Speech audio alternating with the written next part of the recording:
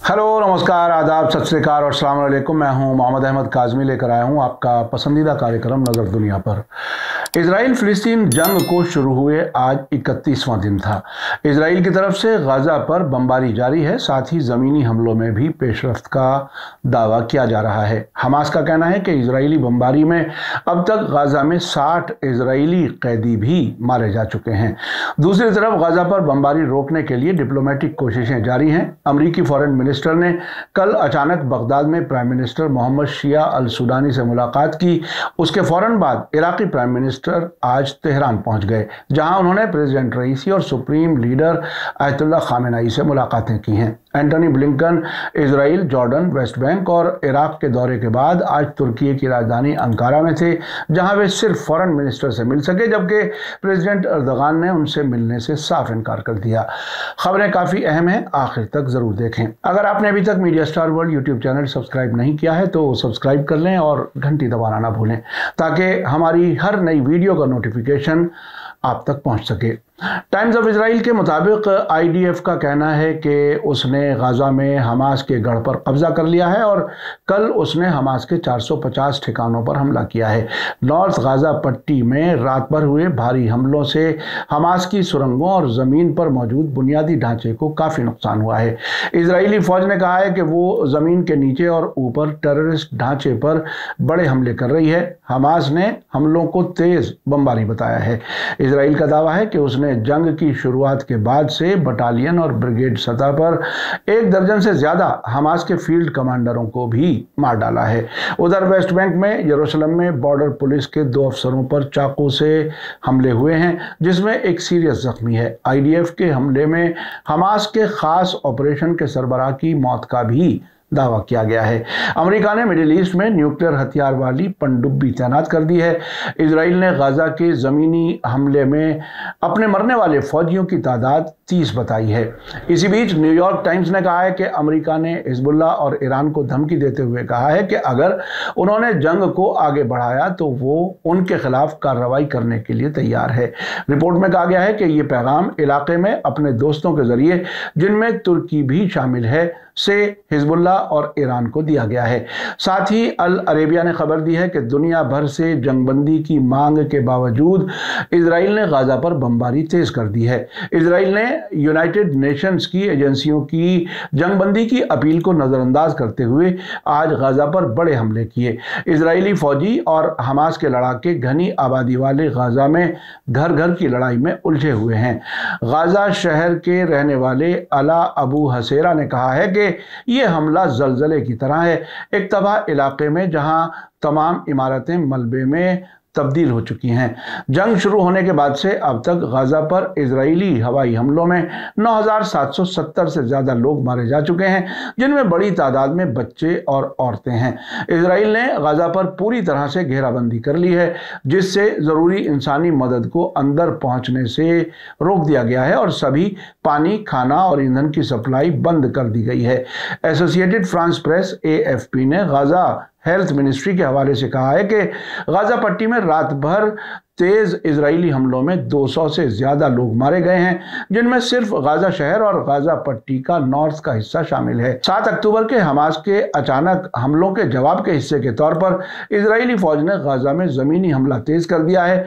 Israeli जिम्मेदारों का कहना है कि हमास के हमले में 1400 लोग मारे गए थे, जबकि 240 से ज्यादा लोगों को हमास ने कैदी बना रखा है। अल अरेबिया ने कल इजरायली फौज के हवाले से कहा था कि गाज़ा पट्टी में उसके जमीनी हमले के नतीजे में संडे को फिलिस्तीनी इलाके को 2 हिस्सों में तकसीम कर दिया गया है और हमास के खिलाफ जंग में अहम हमले जारी हैं। इजरायली फौज के स्पोक्सपर्सन डैनियल हगारी ने कल कहा था कि आज आईडीएफ ने गोलानी एलीट निगरानी यूनिट की सरबराही में गाज़ा शहर को घेर लिया है।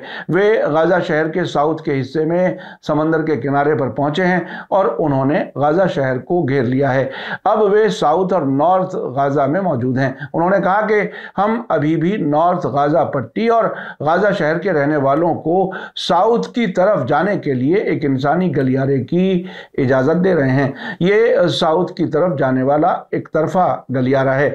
हम ज़ोरदार हमला करना जारी रखेंगे और नॉर्थ गाजा पट्टी और बड़े गाजा शहर में ज़मीनी हमले तेज करना जारी रखेंगे। साथ ही तुर्की की न्यूज़ एजेंसी अनादोलू ने हमास के हवाले से बताया है कि गाजा में इजरायली हमलों के नतीजे में 60 इजरायली कैदी भी मारे गए हैं, जिनमें से 23 डेड बॉडीज इमारतों के मलबे के नीचे दबी हुई हैं। इस सब के दरमियान ईरान के supreme leader Ayatollah Syed Ali Khamenei का कहना है कि गाजा पर इजरायली जंग की साजिश में अमेरिका सीधे तौर पर शामिल है। उन्होंने इस बात पर जोर दिया है कि गाजा पर होने वाले हमलों में इजराइल हकीकत में सबसे ज्यादा नुकसान उठाएगा। आज तेहरान में इराकी प्राइम मिनिस्टर मोहम्मद शिया अल सुडानी के साथ मुलाकात के दौरान आयतुल्लाह खामेनेई ने यह बात कही। इस दौरान प्रेसिडेंट इब्राहिम रईसी भी मौजूद थे। आयतुल्लाह खामेनेई ने कहा कि जैसे जैसे जंग आगे बढ़ेगी, इजराइल के जराइम में अमेरिका का डायरेक्ट रोल और ज्यादा साफ हो जाएगा। अगर अमेरिका उसे फौजी और सियासी मदद मुहैया नहीं करता है तो इजराइल जंग जारी नहीं रख सकेगा। इसी दरमियान ईरान और इराक ने गाजा में जंगबंदी की अपील की है। ईरानी प्रेसिडेंट इब्राहिम रईसी का कहना है कि अमेरिका और यूरोप फिलिस्तीनियों के कत्लेआम को बढ़ावा दे रहे हैं। अमेरिका और कुछ यूरोपीय मुल्कों के जरिए सपोर्ट हासिल इजराइल फिलिस्तीन में इंसानियत के खिलाफ, खास तौर से बच्चों के खिलाफ कत्लेआम और घिनौने क्राइम जारी रखे हुए है। प्रेसिडेंट रईसी ने आज तेहरान में इराकी प्राइम मिनिस्टर मोहम्मद शिया अल सुडानी के साथ एक जॉइंट प्रेस कॉन्फ्रेंस में ये बातें कही। उन्होंने कहा कि हमारा मानना है कि गाजा के खिलाफ इजरायली बमबारी को जल्द से जल्द रोका जाना चाहिए और जंगबंदी कायम की जानी चाहिए। उन्होंने गाजा के मजलूम लेकिन ताकतवर लोगों को जल्द से जल्द मदद भेजने की जरूरत पर जोर दिया।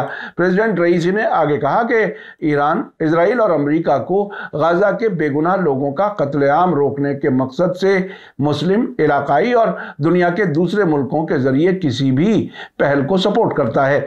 इस मौके पर इराक के प्राइम मिनिस्टर मोहम्मद शिया अल सुडानी ने कहा कि हमास का ऑपरेशन अल अक्सा तूफान फिलिस्तीन के मजलूम लोगों के खिलाफ इजराइल की बरसों की क्रिमिनल पॉलिसीज का नतीजा था, जिसमें आम शहरियों का कत्ल, जबरन बेघर किया जाना, गैर कानूनी बस्तियां बसाना और मस्जिद अल अक्सा की बेअदबी करना शामिल है। इराकी प्राइम मिनिस्टर ने कहा कि इजरायली हुकूमत ने कई बरसों से गाजा के लोगों को जेल में बंद कर रखा है, जबकि इंटरनेशनल कम्युनिटी गाजा में क्राइसिस से मुताल्लिक अपने कमिटमेंट्स और जिम्मेदारियों पर अमल करने में नाकाम रही है। उन्होंने जोर दिया कि जो लोग जंग को फैलने से रोकना चाहते हैं, उन्हें गाजा में फिलिस्तीनियों के खिलाफ क्राइम्स और ऑर्गेनाइज्ड कत्लेआम को रोकने के लिए इजरायली सरकार पर दबाव डालना चाहिए। सुडानी ने कहा कि जो फरीक गाजा के लोगों के खिलाफ हमले कर रहे हैं, उन्हें इलाके में बड़ी जंग को रोकना चाहिए। इराकी प्राइम मिनिस्टर ने आगे कहा कि ईरान और इराक गाजा पर बमबारी और फिलिस्तीनी लोगों के कत्लेआम को जल्द से जल्द रोकने के लिए असरदार मुल्कों पर दबाव बनाने के तरीकों पर करीबी रुख अपनाना चाहते हैं। ईरान के दौरे से पहले सुडानी ने अमेरिकी फॉरेन मिनिस्टर एंटनी ब्लिंकन के साथ उनके अचानक बगदाद पहुंचने पर कल मुलाकात की थी। इराकी प्राइम मिनिस्टर के साथ मुलाकात के बाद बगदाद में मीडिया से बात करते हुए एंटनी ब्लिंकन, जो बुलेट प्रूफ जैकेट पहने हुए थे, ने कहा कि उनका मुल्क ईरान के साथ जंग नहीं चाहता है, लेकिन खास तौर से इराक और सीरिया में अमेरिकी शहरियों की पूरी तरह से हिफाजत करने का पाबंद है। उधर ईरान के फॉरेन मिनिस्टर हुसैन अमीर अब्दुल्लाहियान ने कहा है कि गाजा पट्टी के खिलाफ परमाणु यानी न्यूक्लियर बम का इस्तेमाल करने की एक इजरायली मिनिस्टर की धमकी से इशारा मिलता है कि इजराइल को फिलिस्तीनी रेजिस्टेंस मोर्चे के हाथों हकीकी हार का सामना करना पड़ रहा है। आज सोशल मीडिया प्लेटफॉर्म एक्स पर लिखी पोस्ट में उन्होंने इजराइल के विरासत के वजीर यानी हेरिटेज मिनिस्टर अमीचाई एलियाऊ के जरिए गाजा जंग के दौरान न्यूक्लियर हमले के इम्कानात बताए जाने को अमीर अब्दुल्लाहियान ने जालिम, रंगभेदी और बर्बर बताते हुए इजराइल के परमाणु हथियार खत्म करने की मांग की। आपको बता दूं कि कल संडे को ईरानी फॉरेन मिनिस्टर ने भारत के फॉरेन मिनिस्टर सुब्रमण्यम जयशंकर से इलाके के हालात और कब्जे वाले फिलिस्तीनी इलाकों में आम शहरियों के खिलाफ इजरायली फौज के जरिए किए गए जराइम के बारे में फोन पर बातचीत की थी। ईरानी फॉरेन मिनिस्टर ने भारत से गाजा में जंगबंदी कायम करने और बेसहारा लोगों को इंसानी मदद भेजने के साथ साथ फिलिस्तीनियों को जबरन बेघर करने और इजरायली फौजियों के जरिए कत्लेआम और जंगी जराइम को रोकने के मकसद से पहल शुरू करने के लिए कहा।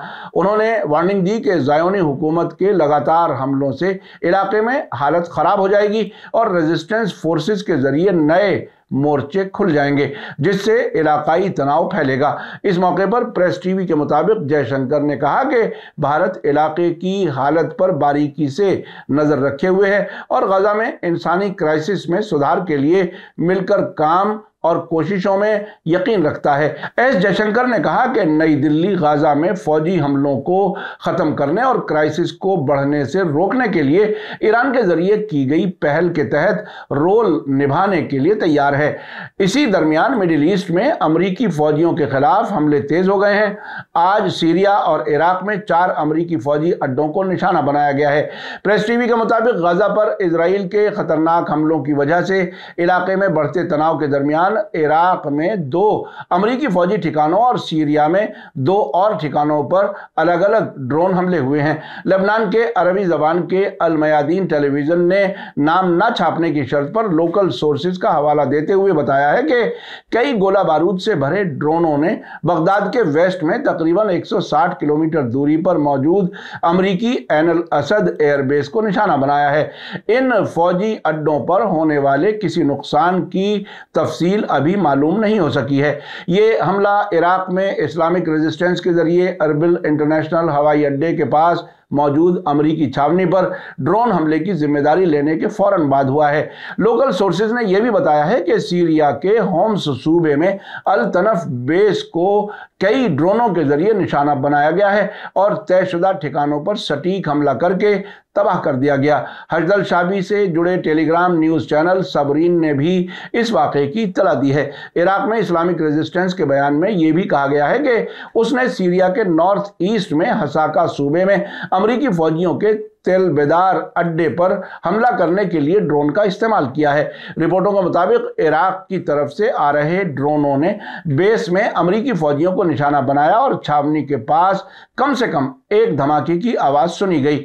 इसी बीच CNN के मुताबिक जॉर्डन की रानी रानिया अल अब्दुल्ला ने हमास के खिलाफ इजराइल से जंगबंदी की अपील करते हुए कहा है कि फिलिस्तीनी लोगों को सपोर्ट करना यहूदी मुखालिफ या टेररिज्म को सपोर्ट करने के बराबर नहीं है। उन्होंने CNN के बेकी एंडरसन से कल बात करते हुए कहा कि मैं बिल्कुल साफ बता दूं, फिलिस्तीन सपोर्टर होना यहूदी मुखालिफ होना नहीं है। फिलिस्तीन का सपोर्टर होने का मतलब यह नहीं है कि आप हमास सपोर्टर हैं या टेररिज्म को सपोर्ट करते हैं।